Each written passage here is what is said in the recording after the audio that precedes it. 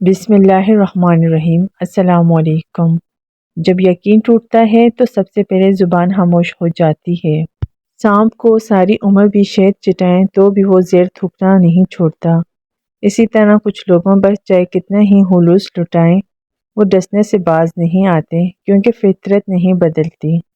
بدلا نہیں ہوں میں، بس دنیا کو سمجھ گیا ہوں۔ جب انسان اندر سے ٹوٹتا ہے تو باہر خاموشی ہو جاتی ہے۔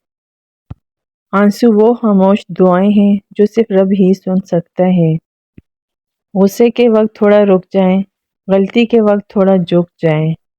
اچھے لوگوں کا امتحان اللہ بہت لیتا ہے، پر ساتھ کبھی نہیں چھوڑتا۔ کچھ رشتے کرائے کے مکان کی طرح ہوتے ہیں، انہیں جتنا مرضی سجا لو کبھی اپنے نہیں ہوتے۔ جب آپ ننگے پاؤں ہوں اور خدا آپ کو جوتوں سے نواز دے تو اپنی چال تبدیل نہ کریں۔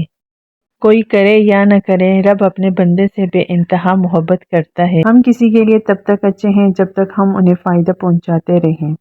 مطلب کے بغیر رابطے میں رہنا ہر کسی کے بس کی بات نہیں ہوتی۔ مجھے لوگوں کو معاف کر دینا آتا ہے، مگر دل میں دوبارہ جگہ دینا نہیں آتا۔ میرے رب مجھے ہر اس شخص سے دور رکھ جو میرے لیے دکھ کی وجہ بنے۔ مجھے معاف کرنا خدایا، مجھ سے کچھ لوگ معاف نہیں کیے جائیں گے۔ کچھ رشتے کرائے کے مکان کی طرح ہوتے ہیں، انہیں جتنا مرضی سجا لو، چمکا لو، دیکھ بھال کر لو، کبھی اپنے نہیں ہوتے۔